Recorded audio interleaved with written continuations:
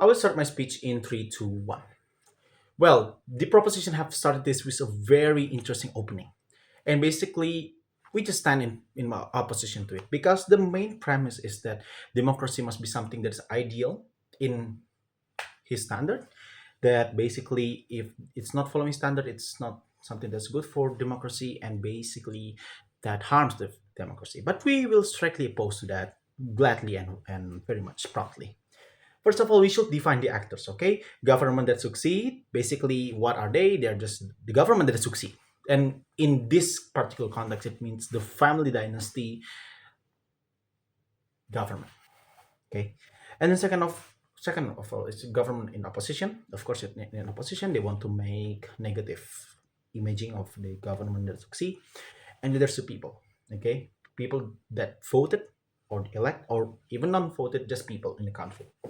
Now, what about political dynasties? Is or to properly define a condition where family fulfill many of the government seats, and basically, it is a system. The democracy itself is a system of country nations that people basically choose what they want, and then it decided who is the majority vote. Okay, so the stance of us, I will strengthen it. Okay, we don't believe the political dynasty specifically bring more harm than good. Okay, because we are talking about democracy as a principle. And basically, how do I prove this? Okay, by mechanism. First of all, I'll prove that just because there's some family meanings, it doesn't destroy democracy as a whole, because it's still democracy. It will be fun. And the second of all, we'll show that how democracy in and of itself actually having the same problem, and it will, and we don't want to judge democracy as a bad system. Third one is that we will lead that to the conclusion that political dynasties negative connotation within the relation to democracy is just unnecessary. Okay, so that's our opening, that's our framework. Now I will go to my first argument. Democracy itself is not violated per participation of many family members that succeed to the government. That's still democracy, however harsh it is. Okay, we will make distinction. Okay, there is essence, there are surrounding characteristics. Okay, so what is the essence? What the essence is democracy as it is. It is located on the vote. Basically, people determine who will rule. Okay, so basically, about the existence of symmetrical competitions or the participation of all people towards the democracy itself, it's not an essential principle.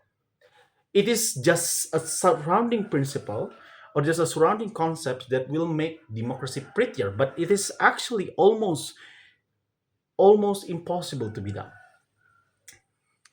Okay, so this actually correlates with the critique towards democracy itself, that basically people can be manipulated by charismatic figures. We don't need family members to destroy democracy or to harm democracy. We just have need charismatic people. And okay, who guess? Are there any political leaders that are not charismatic? Well, it is just like 0.0001% out of 100%. Okay, so let's make some rebuttals. Okay, the proposition team are confusing democracy as a concept with the well-being after the exercise of certain um, event within a democracy, like election or something. Why do we make it fault after? Why don't we consider it before? Why do people majority vote that figure? That's a question that's unanswerable. Okay, even if they want to say, okay, this is because unequal, blah blah blah blah blah, but people still vote it. It is irrelevant. Now, even if there's asymmetry, it is not violating democracy, because democracy is not about whether you are symmetrical or not. It's whether you are being chosen or not by the people. If there's no people, then there is no democracy. That's true. Okay, even if there's a symmetrical world, well, that still can happen. Problems can still happen.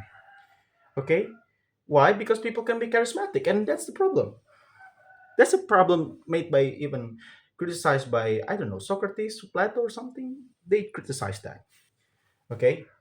Um. Okay. Now let's take an example. Let's take a country. Let's name it A, and basically there's only four candidates, and because there is none that want to be candidates of the leader, then four of them are from the same family. Is that a political violation? No. Do they persuade? Yes. Is that problematic? No. That's not problematic. That's legitimate. Or in Indonesian terms, sah-sah saja. Okay. Now, why is this important, judges and panels? Basically, because the proposition posits equals in just as in chance to win as an essential aspect within democracy, but that's just not the case. Okay, now in congruency with this, we just want to say that asymmetry is inevitable in status quo. Why? Because people have more money, more charisma, etc., etc. We don't have to just rely that on a family dynasty as the main problem or like the devil in this case. No, that's just not the case. Okay, people choose what they know have they have known as good. Okay, even if you want to say, oh, there's a good story, blah blah blah. Okay, it's irrelevant. It is relevant to the people. Okay, the critic that it should be ideal is irrelevant. But to the people, the reputation or martabat is actually something that is very important and relevant.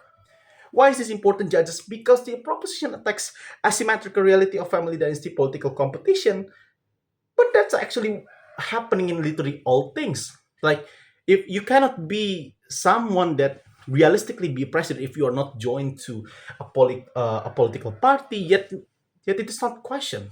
It is a form of asymmetrical, but it is accepted. Okay, so basically that's an example of how asymmetrical just can be justified as much as symmetrical, if even that can exist. Now let's go to the third argument, which is family dynasty doesn't equal bad, but continuation of a certain ideological ideas. Now, the motivation has already been negatively connotated, okay? But it's not as simple as family dynasty is bad. But they perhaps have something to do with the nation that only they can bring. This happens to many cases where basically a certain ideology only can be brought upon by several people. Now, family dynasty does not equal to law violation. This is a bad characterization, okay? Because in so many cases, the family just wins, okay? There's a famous saying: whoever wins celebrates, whoever doesn't win explains. That actually what's happening with the problem here with family dynasty principally, because basically it doesn't equal law violation. Even if you want to break the status quo, the other phenomena like charismatic figures also have a certain violation. But we are not to make democracy as a faulty concept and therefore we must to destroy it just because of that. It is something that we can justify in a sense. Although it's probably not ideal because of some interpretations of democracy, but that's just irrelevant. It happens, it's still democracy, there's no problem with it. So basically, why is this important? Because it is to make sure that people don't fastly judge a particular notion as negative, rather see it and assess it to determine whether principally it has goodness or not. Because if you want to argue from status quo, there are so many cases that other phenomena, even the most normal ones, let's say, it's still bringing some greater bad than good, but we still let it go because it's still democracy at all. So we conclude that the notion of political dynasty as bringing more harm than good is unnecessary, considering all democratic phenomena have the same problem, and therefore we are proud to oppose the motion. Thank you.